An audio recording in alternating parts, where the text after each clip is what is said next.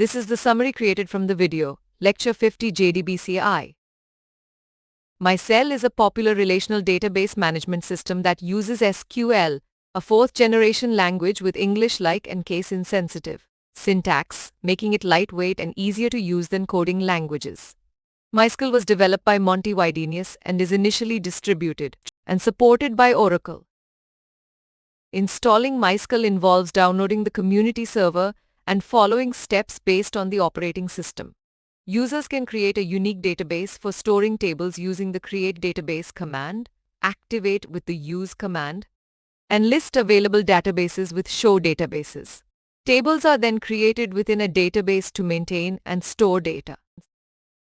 Tables have a name, columns representing attributes, and rows serving as records to store data. The create table command specifies the table name, column names, data types, and constraints like primary keys that ensure unique values without null entries.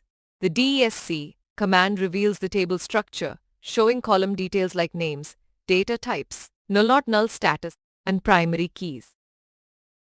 With MySQL installed, users can practice various SQL statements for data manipulation. The insert statement adds new records to a table, appending them at the end. The update statement modifies existing records based on specified conditions. The select statement retrieves records from a table, allowing filtering with conditions and ordering. Backing up MySQL data ensures safety against server corruption or hardware failure. Online resources provide backup options for unstructured data in MySQL. Storing data separately enables version upgrades without data loss, and copying the drive D allows data access during reinstallations. Multiple backups enhance reliability for database management systems. In summary, MySQL is a popular relational database management system using SQL, a lightweight and English-like language.